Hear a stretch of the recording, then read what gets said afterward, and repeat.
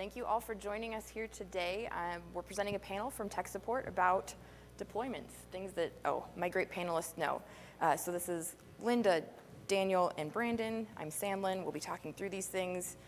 I assume you're here because you want to hear about servers and things. If that is true, you may also be interested in the Tableau Services Manager updates talk that happened yesterday, so it'll be recorded. Do recommend you check that out because there's some new cool stuff coming there. And just after this session is the Imperial March deploying Tableau on Linux, which is being delivered by some of our friends from Tech Support as well. So let's just jump into talking about our panel. So you may recognize my voice from e-learning. I used to be an e-learning developer at Tableau. Now I'm a program manager, and I get to work with folks like these guys. So Linda Henry is a very experienced technical account manager. She's been with Tableau for so many years. And she works with some of our most strategic enterprise customers, and so helps them have really smooth deployment experiences. Hey, everyone. Daniel is a senior tech support manager. He is one of our performance experts, very dedicated to the craft, very excited to hear from him. And you've been with Tableau? 2 years now. So many years. Nice. And finally, we have Brandon Moody, who is a principal dedicated support engineer, working again with some of our most strategic customers in their times of need. His particular expertise is authentication, so he is the subject matter expert for the floor and maybe the region. I'm excited to be working with these folks. When I've been telling people I'm going to moderate a panel, who's on the panel, these three, everybody's like, oh, that's going to be good. So they've got lots of great stuff to tell you about. These are some of the things we're going to talk about today. So common mistakes, performance, auth, emerging trends. Should be a lot of fun.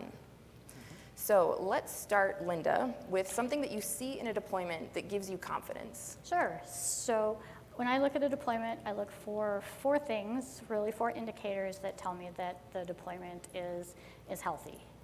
The first is really hardware, looking at that the deployment has adequate hardware capacity. And what that means is for the requirements here that you can see in our tech specs, these are really just your base requirements. And it's often that you will need to exceed these recommendations in your deployment. So what I like to see is 8 cores per node, and also along with that 8 gigabytes of RAM per core. And for disk space, I like to see 500 gigabytes to 1 terabyte on fast disk drives.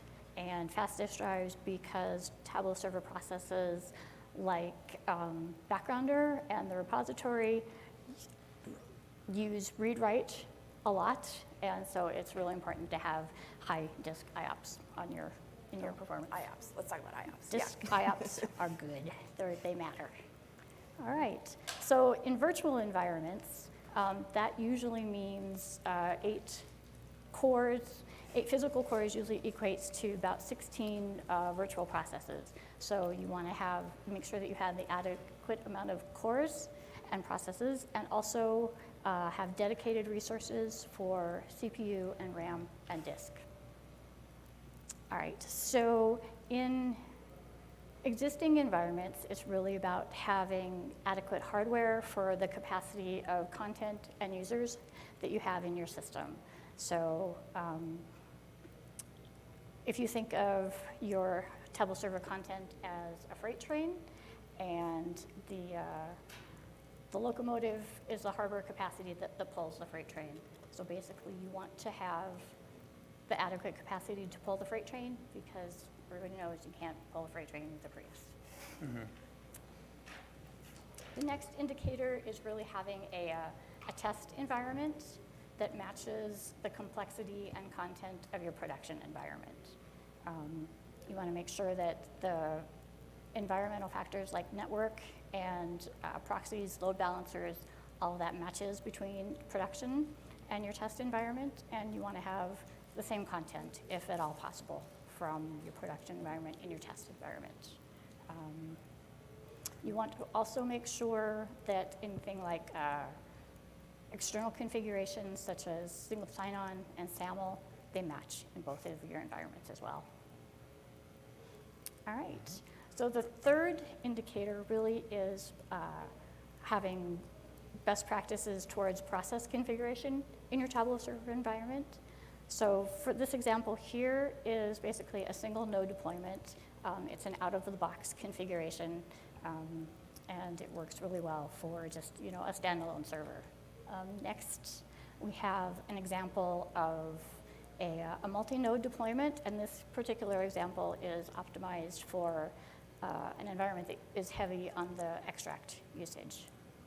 So we have the backgrounders that are separated from the rest of the VizQL processes. Cool, thanks. So on the flip side, Brandon, what is something that you see in a deployment that tells you there's going to be problems? Well, and a lot of what you're going to hear me say then is going to be the converse of what Linda was saying earlier. And I see 3 big common mistakes that come in larger deployments from mature customers.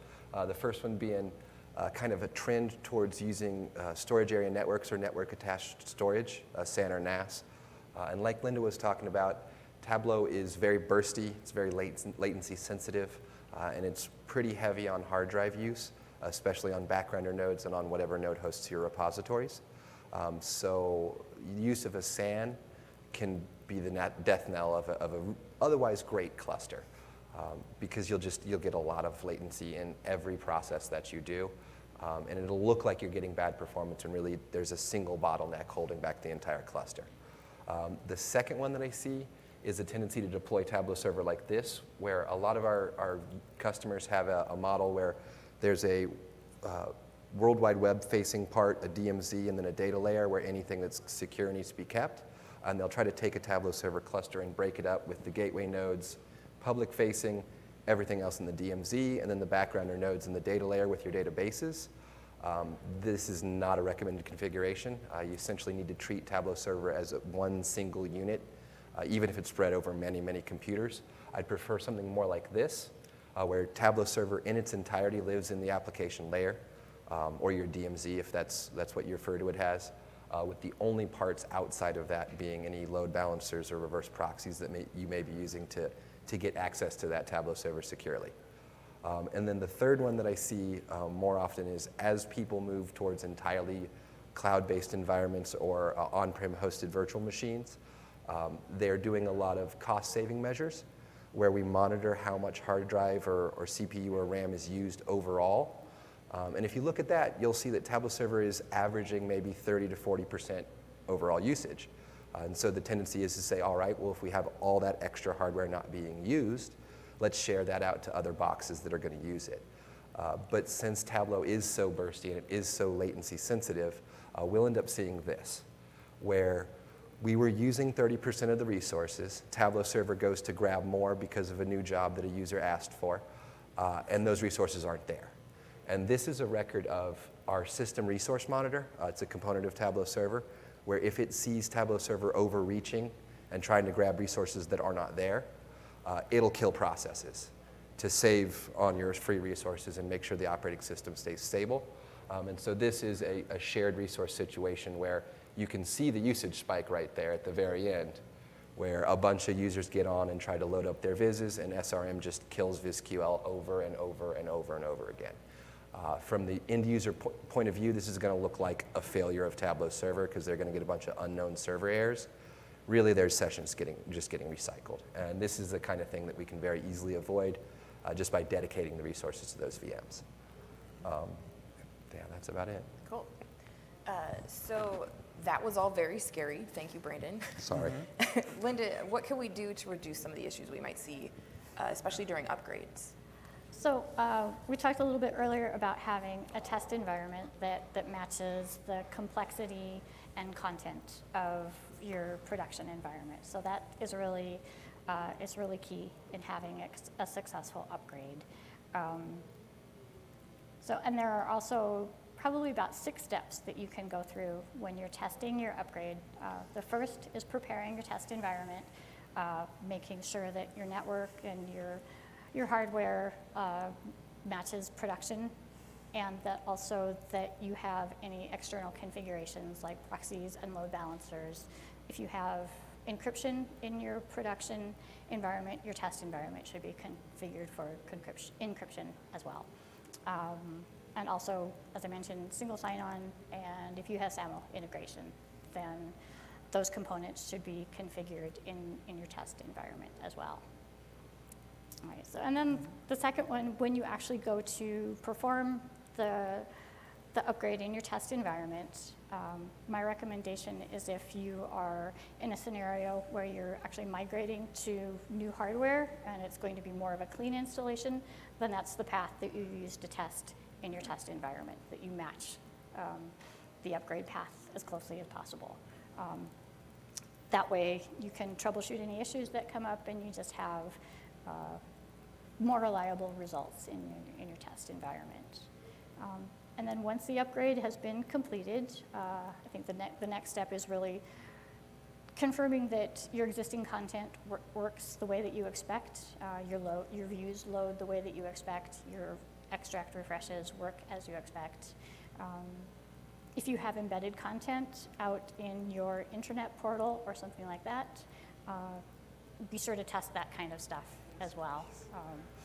And also along the lines of your SAML integration, make sure that that's working as well. All right, the fourth step is really performance and user acceptance testing, going through the process of testing the load in your new environment to make sure that it functions in the new version the way that you expect. You don't see any performance lags with any of the workbooks or the extract refreshes, anything of that nature. All right, and then number 5 is kind of the fun part. You get to test all the new features in the new version and make sure that they function the way that you anticipate, and you have time to work out any issues with integrating those new features into your content.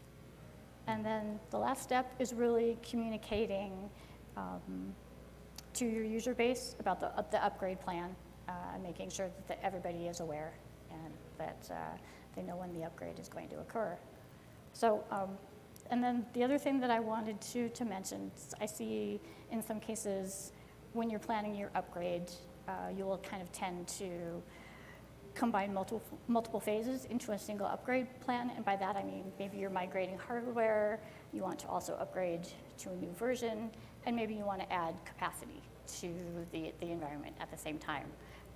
My recommendation is to really break that out into phases so that you can say with certainty that each phase of your upgrade is successful. And if you do it all at once and there's an issue that comes up, you have to kind of break out where the issue is coming from, and that can be messy. Thanks. I'll point out that these documents also were prepared and updated with a lot of input from tech support as they're seeing cases coming in with struggles during upgrades and things like that. A lot of that knowledge is then put into these documents. So like, really, you'll hear us say this again, but like, definitely read these docs. So Brandon, a question for you. What is a common error you wish people could avoid in their deployments? Yeah, and you'll hear this a lot. I'm the bad guy since I get to see it when it goes wrong. And again, this is going to be touching on the same topics that Linda did, but from the reverse way.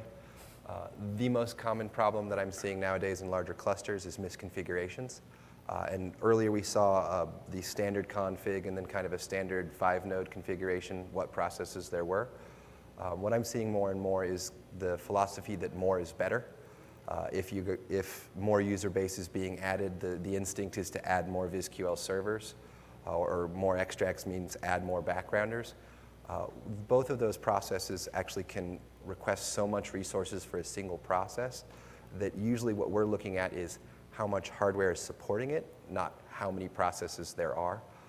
And it's probably the most common mistake is to just load way too many backgrounders onto a single node. And yes, you can process more extract refreshes at a single time, but each will go slower, so your net throughput will be the same. And then as you get more and more processes, there's more overhead, and we'll just see problems with controlling the entire cluster, when really we could just cut down on those processes and get a more efficient job for each process.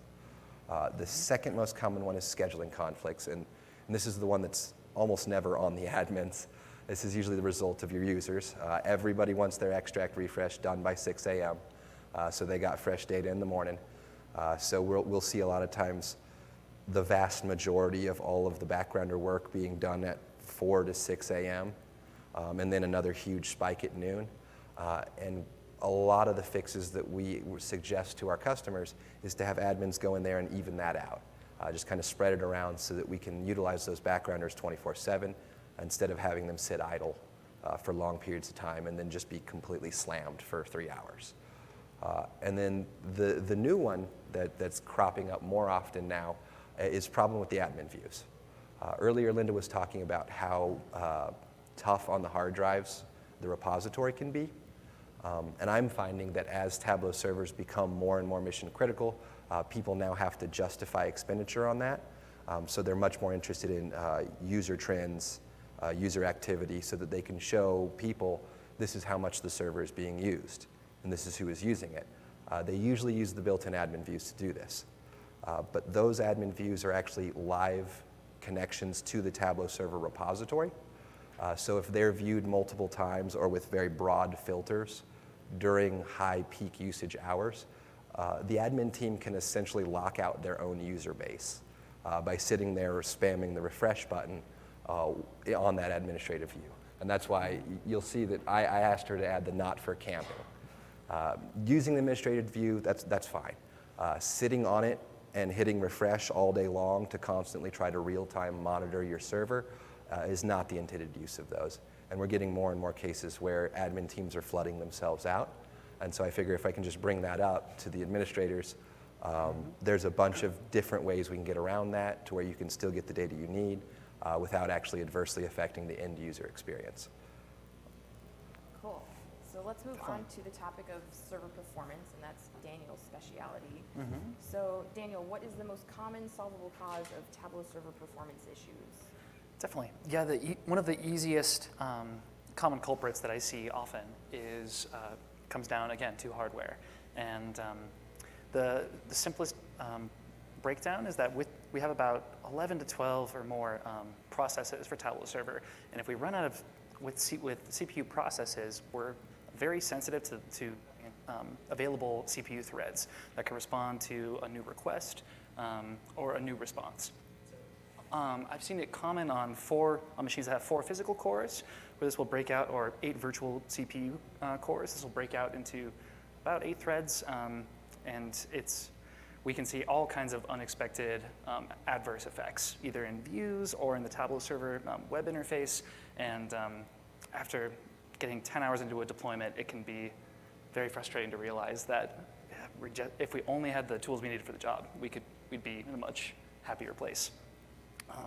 And then to quickly highlight on some of the other components, with memory, we recommend 64 gigabytes, in that when we use 32, I've seen it common in about 20 cases where when we get to about the 80% threshold on memory, new requests will go to the disk instead of going to memory, which is about 1,000 times slower than if the new request was responded to in memory. And for an end user perspective, this could be that they access a view and it takes 2 minutes to load out of nowhere. And so just by ensuring that every node that hosts Tableau Server that has the tools that we need for the job, and also the tools or the hardware to host our processes, that's the first step. Cool. So what tools are available to help with performance issues on server? Yeah, Brandon mentioned that camping on admin views can be detrimental, and I'm excited to announce that I believe it's in 2019-3 or in our latest 2019-4, we have a server management add-on, which is available with an additional license purchase. And this will give real-time feedback into all of the hardware utilization, along with the jobs that are scheduled in Tableau Services Manager. And so it's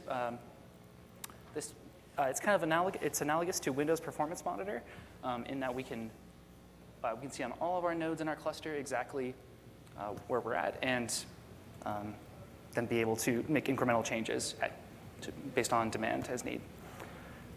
Another benefit of the server management add-on is that we can delegate in a multi-node environment. We can delegate workloads to specific nodes. So if we have a lot of users that are using web edit, then we want more VizQL nodes that could process, that could live render those workbooks. Or if we have an extract-heavy environment, we can also add on additional nodes that just focus on running extracts or subscriptions to best tailor Tableau Server to our end users' needs. Some of the other awesome integrations that we have is with Amazon Web Services, we can now connect to an external repository with the relational database service. Let's see, also we can integrate with the key and management services for encrypted extracts. Okay, so then let's talk about stability. Gotcha. Yeah, I like to break apart performance, where this is generally, we expect to see a view performing, and sometimes it's slow, or it can be tailored by activity. But with stability, I find that when Tableau Server is co-located with other software that's monitoring antivirus or scanning, then we can see operating system behavior that is either unexpected, with processes crashing, being hanging, or just not being responsive in the moment that we need them. So and for operating system based tools, I recommend for Windows that Performance Monitor is a great tool to see both the hardware utilization and live tracking. We can also, for advanced or for difficult caching or database driver investigations, we have a specific counter set that can give us granular detail into exactly what's happening in the stack. Along with a Process Monitor or Process Explorer, these tools are available from Windows Sysinternal Suite, and it will show the full stack of what's happening when we encounter a performance slowdown, which can be very useful for troubleshooting cases where a view may intermittently load 40 seconds slower, and we just are not sure why. And also for network-related troubleshooting, Wireshark and Fiddler can be incredibly valuable for us to see the conversation between our Tableau Server node and either a remote database or any other client that we're trying to communicate with. For Linux, we have analogous utilities with top, where we can see the processes that are running or using our resources, the performance tool, our list of open files, and also we can use TCP dump to gather a network trace. One tool, or the tool that I'm the most delighted to share, is LogShark, and this tool has personally saved me on hundreds of performance investigations. And I love this tool in that, in a nutshell, when we ask for Tableau Server log files, this snapshot, we'll just simply plug this into LogShark, and this is a command line utility that will it'll create extracts based off of the data that's in those Tableau Server log files, and then pair those with workbook templates. So then after about maybe 20 minutes or so of processing, depending on the amount of data, we can, as an example, we get, this is looking at the gateway workbook that's generated from, it looks like about a monthly snapshot. And what's great is that using Tableau Desktop, we can very quickly see both the workbooks that are mission critical, that users are accessing daily. We get a baseline where we can see, generally we're seeing about 10 seconds for a view, but there are times where we can drill into why we're seeing an unresponsive behavior, and then we can tailor this. Also, I believe that in total there are about 12 different LogShark workbooks that are outputted with just one single snapshot Tableau Server logs. And it's a very powerful tool I would highly recommend looking into. Yes. So when you are trying to investigate or resolve performance issues, what do you do? Mm-hmm. Definitely. One of the trickiest things about performance issues is knowing where to start. And so usually if I can break a problem in half, it can make it a lot easier to better address where I should focus my attention. And I find that with view performance issues, or if Tableau Server itself is not performing, it can be helpful to look into whether we're asking some really complex tasks of Tableau Server, and that there may be a more optimal or a more simple way to reach our end goal, or perhaps that we just need to look into the tools we had for the job, whether that's the process allocation that we have on Tableau Server, or it's the hardware that's running our Tableau Server. And if we want to really stretch out this metaphor, the arrows are to show that action is required. Once we can then narrow down that we have a query that's inefficient, or that we have a 4-core machine, that some testing is, or that some actions are required to actually be able to to really verify what we have and to verify what the next best step might be. Speaking of best steps. And speaking of best steps, if you've ever worked a performance case with me, you may have been lucky to get a copy of this white paper. It's for looking at the best practices for creating a Tableau dashboard, or when we find that one step in the query waterfall that's taking about 20 seconds, this this white paper is an excellent resource to be able to really drill into what Tableau expects in the back end, and then how we can best mirror our workbook to get the best performance possible. Thanks. So Linda is a technical account manager, which means that she works with our premium support customers. So tell us, why is it that people invest in premium support, and what does that get them? So as your Tableau Server deployment matures over time, often it's not uncommon for it to become mission critical within the organization, which means downtime must be kept to a minimum. And with some of our paid support offerings, with the premium and with the extended, we actually will offer 24/7 support for P1 and critical system issues, so that if you are doing maintenance over the weekend and you run into an issue, you have someone in support that you can reach out to for help. And also with extended and premium support, you can see that there is faster response times for the cases that you open compared to our standard support team. With the premium support program, one of the benefits that you get is to work with someone like me as a technical account manager. Your technical account manager really works to become a trusted advisor for you with helping you to run your Tableau Server deployment. We meet with you on a regular basis to discuss any ongoing projects that you have or upgrade plans, and also just to work with you on the status of your support cases. In cases where you need a little extra visibility on those cases, we can work with the tech support team and also the product management team to just escalate those cases and get that additional visibility.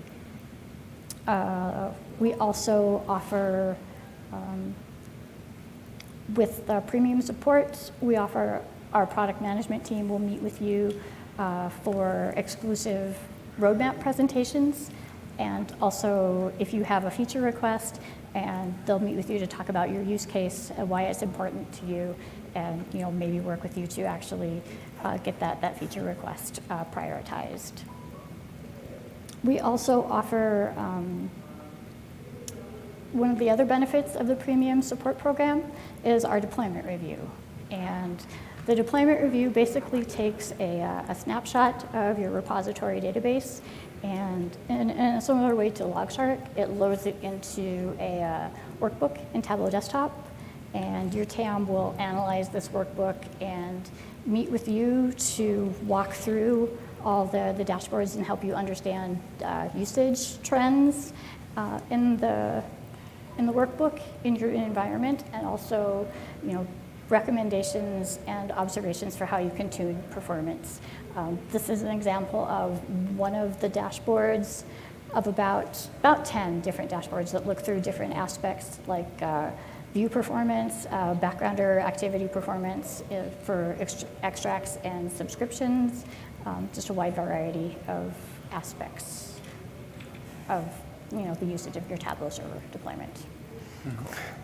So let's move on to everyone's other favorite topic, authentication. It's definitely me. That's totally you. So what kinds of problems are you seeing with authentication? Okay, well, I see mainly two big problems with authentication deployments. I mean, obviously there's some day-to-day outages that we'll handle, but the big problems come with planning and provisioning for authentication. The first one being is the larger customers that we work with typically have a playbook for deploying their favorite authentication scheme. SAML being the most popular, followed by OpenID, and then Kerberos. I'm going to leave Kerberos aside for now because it's so restrictive that there's really only one way to deploy it. But with SAML, there are many ways, and Tableau is kind of a weirdo in the industry. It's not made by any of the big three, and so we implement a certain specific subset of the SAML standard, same with OpenID. And a lot of times I see companies trying to use the pre-made playbook that they have for all SAML implementations on Tableau Server without first testing it to see if it'll actually work. And so I highly recommend not trying to just run a standard SAML deployment playbook on Tableau Server. And if you're going to do so, do it in test and do it very thoroughly in test before we try to roll that one out to production. The second thing that we're more often seeing nowadays is kind of a confusion between identity provider and identity store, to where as we move to SAML, they're like, okay, now we can provision users by SAML. And in Tableau Server, this is currently not the case. Though we are putting that on the roadmap, we're going to be moving to SCIM, but currently identity providers and authentication providers are completely separate. So you kind of need to test how you're going to provision those users before you implement that authentication, because that leads to the next thing, which is we're seeing more customers that want to provide external access to an internally hosted Tableau server. And often this means 2 or 3 different authentication storehouses, or I'm sorry, identity storehouses, where they'll have Active Directory for their internal users, but they'll have Active Directory for an external client that they can't trust. And that can present a lot of problems, since Tableau Server depends on one identity storehouse being the single version of the truth that cannot be disputed. So again, in this case, you're going to hear this a lot. I highly recommend testing this thoroughly, very, very thorough testing. And then just to go out on this one, I think most people here are probably admins, all right? So you'll most likely have an IDP team or an authentication team, someone who actually runs your IDPs for you. And if you can get their eyeballs on either of these documents, depending on which one you've decided to go with, 5 minutes of your IDP team looking at those docs can save you weeks and weeks of headache, because those list what portions of the very broad SAML standard that Tableau Server supports and in what ways they support it. That way your identity provider can customize your deployment plan to actually give you something that will work the first time without fiddling around with specialty bindings. And again, you don't really need to have to go through all of these yourself, but if you can just sit down with an IDP team for 5 minutes, and they could guide you through these documents, because they'll be very familiar with all the terminology in it. And then, if you ever needed to open up a SAML case, you'll have a relationship with your IDP team. So when you talk to me, we'll be able to get a conference call, and if I can get an IDP team on the phone with a Tableau Server admin, I can typically get it resolved that day. But these documents will usually make it to where you don't even have to talk to me, and that is ideal. Okay, let's talk about emerging trends. So what are some new themes you folks have been seeing in server cases in the last year, and ideally, how do we avoid them? All right, so one thing that I have seen more is as deployments mature, as they become more, they've been around for a while, you start to see more and more stale content build up on the server. And that's just content, in this example, content that hasn't been accessed in the last 90 days. And that content, that stale content, can make it harder for your users to navigate to the content that matters to them. And it also takes up resources in terms of backgrounder and disk to store these extracts. These are actually extracts that haven't been accessed in 90 days. And so the other component of this is that these extracts may be also running on refresh schedules. So you have backgrounders working on refreshing extracts that nobody is accessing. So with governance, I think that it's really important that you have monitoring in place for stale content and steps to archive it if it's been identified as stale. We're all familiar with the TV show Hoarders, and without good data governance and plan, I've seen a lot of cases where your Tableau server just ends up like an episode of the show here. Nobody wants that. How about you, Brandon? Yeah, the emerging trend that I'm most often seeing now is as the push towards more high availability deployments becomes kind of standard, we're kind of getting pigeonholed into a backup and redeployment scheme that was optimized for other types of applications. This is usually done by taking VM snapshots and keeping a storehouse of VM snapshots, with the plan being that if ever there's any problems on Tableau Server, we can just restore the VM snapshot and we're good to go, right? This is not the case with an active Tableau Server. There is a caveat. It usually will work if you shut down Tableau Server before taking the snapshot, but in these kind of mission-critical deployments, there's very little downtime, so those snapshots are usually taken while Tableau Server is running. And if you get unlucky and the repository is in the middle of writing a transaction when that snapshot is taken, there's a decent chance that when you restore that snapshot, it won't be a valid database, because Postgres, the database that repository runs on, is very picky about what state is valid and what isn't. So really, this is just a long way of saying we're seeing more VM snapshots, they don't work, and we really, really encourage a regular maintenance schedule where Tableau Server is backed up using the internal utility. And then those backups are storehoused somewhere safe off of the cluster. With that backup in hand, Tableau Technical Support can guarantee that we can get your server back up and running. With a VM snapshot, it's just kind of a roll of the dice. We can certainly help, but there's no guarantees that it will work. David? Yeah.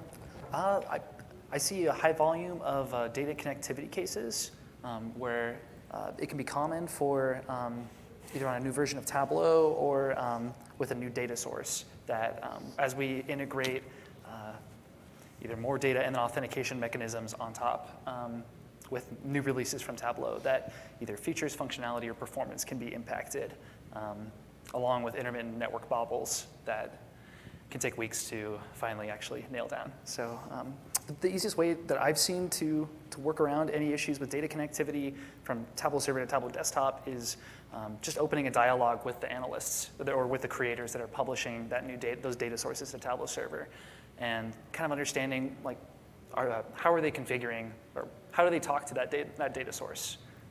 Is there a certain authentication that's needed? Is there a configuration that's needed? And after getting that information, then kind of being able to view and see if Tableau Server is set up in a similar configuration, whether it's the same driver, an older driver, or is it perhaps an older version of Tableau. So.